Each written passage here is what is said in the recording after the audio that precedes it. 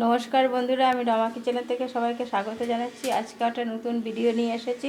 আজকে দেখাবো আমি শঙ্কর মাছ রান্না কীভাবে করি। দেখুন, তার জন্য আমি গ্যাসের উপরে কড়াই বসিয়ে দিয়েছি।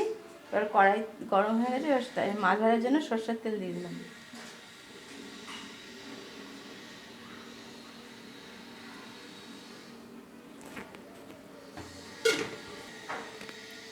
বন্ধুরা দেখুন, এখানে আমার 300-র মতো শঙ্কর মাছ আছে।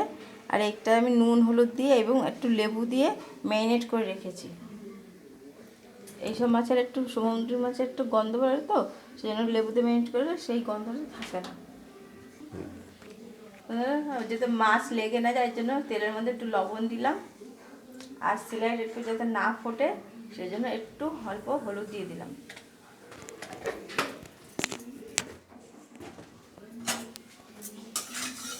কি করতে এবার আমি এর মধ্যে মাছগুলো দিয়ে দেবো। কটা মাছ দেবে? সব দিয়ে দেবো।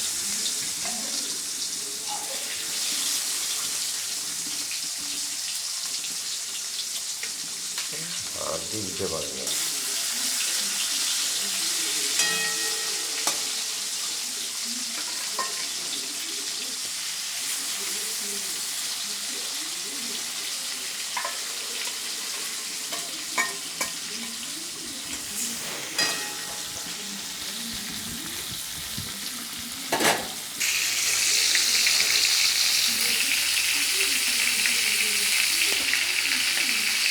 মাছটা তো ভাজাতে হবে।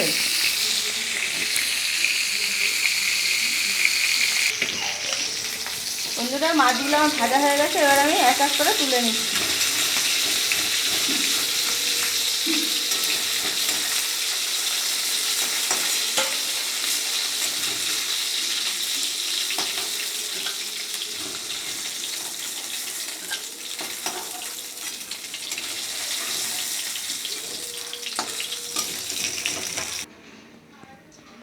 বন্ধুরা, এবার তেল ওই কড়াইতে একটু তেল দিয়ে দিচ্ছি। এবার তেলটাও গরম হয়ে গেছে।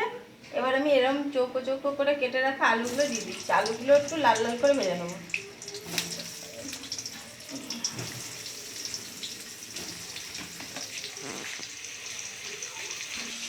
বন্ধুরা দেখুন, এখানে আমি গুঁড়ো মশলা নিয়েছি। এখানে এক চামচ ধনে, 1 চামচ জিরে, একটু লাল লঙ্কা, একটু কাশ্মীরি হাফ চামচের মতো কাশ্মীরি লঙ্কা আর পরিমাণ মতো হলুদ গুঁড়ো নিয়েছি। এটাকে একটা জল দিয়ে পেস্ট বানিয়ে নেব।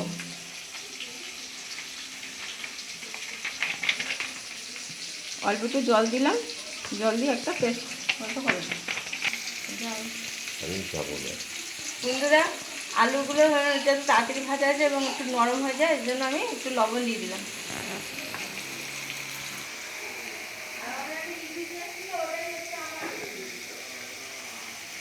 বসে করো। দেখুন বন্ধুরা, আলুগুলো লাল লাল করে ভাজা হয়ে গেছে। এবার আমি তুলে নিচ্ছি। এখানে বাবা আমার মশলা কষাবো, কাশি হবে।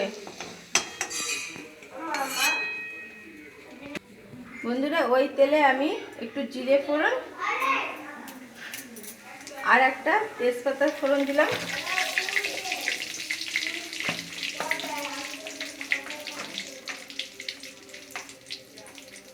আর এবার ভালো মতো আমার ফোড়নটা হয়ে গেছে। এবার আমি এর মধ্যে দিয়ে দেবো 2টো পেঁয়াজ কুচি, ছোট ছোট দেখে 2টো পেঁয়াজ কুচি দিলাম।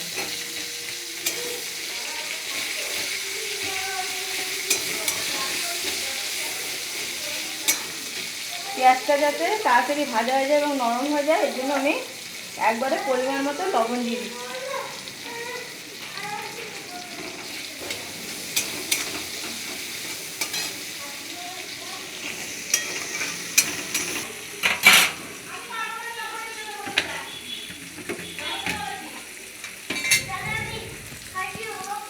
বন্ধুরা দেখুন, পেঁয়াজটা আমার ভাজা হয়ে গেছে। এবার এর মধ্যে আমি দিয়ে দিলাম 1 চামচের মতো আদা বাটা। আর এখানে ছোট্ট একটা পেঁয়াজ আর 2টো কাঁচা লঙ্কা আর 4-5 কোয়া রসুন বাটা আছে, সেটা দিয়ে দিলাম।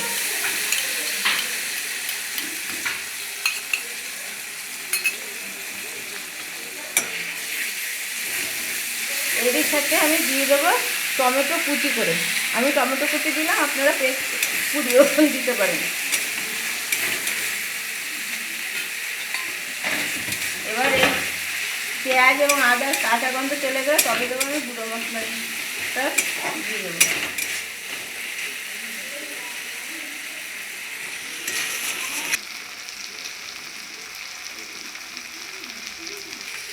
বন্ধুরা, পেঁয়াজ আদা রসুনের কাঁচা গন্ধ চলে গেছে। এবার আমি যে রেডি করে রাখা মশলাটা দিয়ে দিলাম।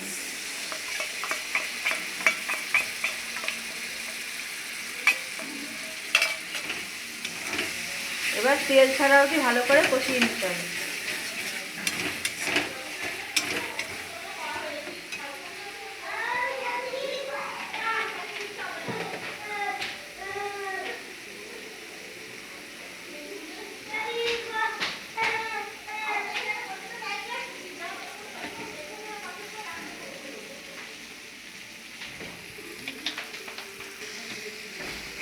জল দিয়ে দিয়ে ভালো করে এটাকে তেল ছাড়া অবধি কষিয়ে নেব।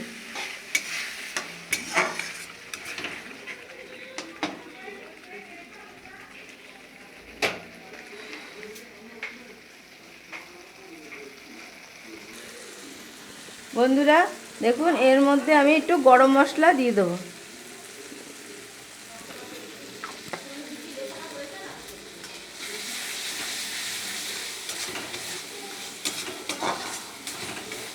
এইবার এর ভিতরে দিয়ে দেবো ভেজে রাখা আলুগুলোকে। আলুটা দিয়ে একটু মশলাটাকে আর একটু কষিয়ে নেবো।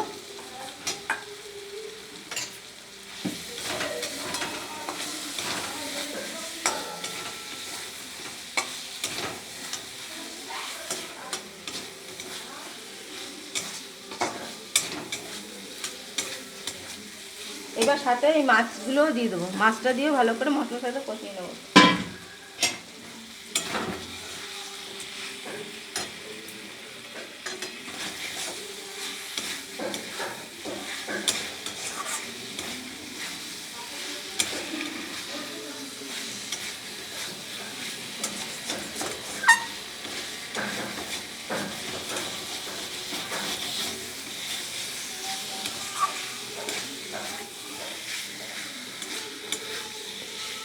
বন্ধুরা, আমার মশলা দিয়ে ভালো করে মাছ এবং আলু কষানো হয়ে গেছে। তেলও ভালো মতো করে ছেড়ে দিয়েছে দেখুন। এবার আমি পরিমাণ মতো জল দিয়ে দেবো।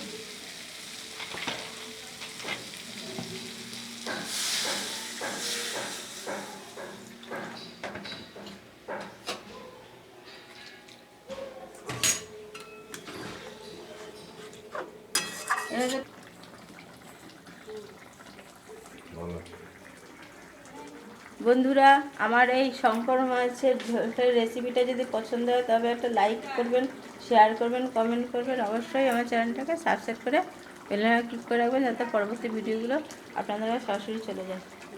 আর যেসব বন্ধুরা আমার চ্যানেলটাকে সাবস্ক্রাইব করে রেখেছেন তাদের অজস্র ধন্যবাদ। আর যেসব বন্ধুরা আমার চ্যানেলটাকে এখনও সাবস্ক্রাইব করে রাখেননি, শুধু দেখছেন, তাদের কাছে বিশেষ অনুরোধ, শুধু দেখবেন না, দেখার সাথে সাথে যদি পছন্দ হয় তাহলে একটা লাইক অবশ্যই করবেন এবং বন্ধুবান্ধবের সাথে যত পারবেন একটু শেয়ার করে দেবেন। আর অবশ্যই আমার চ্যানেলটাকে সাবস্ক্রাইব করে রাখবেন যাতে পরবর্তী ভিডিওগুলো আপনাদের কাছে সরাসরি চলে যায়। বন্ধুরা, আমি যেভাবে রান্না করলাম একবার খেয়ে দেখবেন। এইভাবে খুব মাংসের মতো লাগে খেতে। আর অনেকে খায় না, এটা মানে সমুদ্রের মাছ তো একটু গন্ধের জন্য, কিন্তু যারা খান একভাবে এইভাবে রান্না করে দেখবেন, খুব ভালো লাগবে।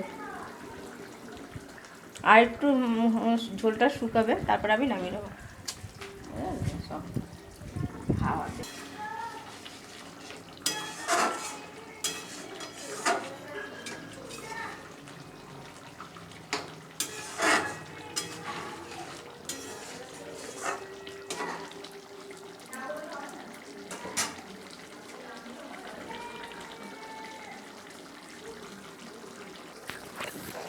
বন্ধুরা, আমার এটা নামিয়ে নেওয়া হয়ে গেছে। এবার তার আগে আমি আর একটু গরম মশলা ছড়িয়ে দিয়ে নামিয়ে নিচ্ছি। বন্ধুরা, আবারও বলছি, যদি পছন্দ হয় অবশ্যই আমার লাইক করে আমার চ্যানেলটাকে সাবস্ক্রাইব করে রাখবেন যাতে পরবর্তী ভিডিওগুলো আপনারা সরাসরি চলে যায়। দেখুন কি সুন্দর দেখতে হয়েছে, কে বলবে মাংস না, আর কি সুন্দর গন্ধও বেরিয়েছে। বন্ধুরা একবার রান্না করে অবশ্যই খেয়ে দেখবেন কিন্তু, আর কমেন্টে লিখবেন কেমন হলো। আমি এবার নামিয়ে নিচ্ছি। দেখে দিন। নমস্কার।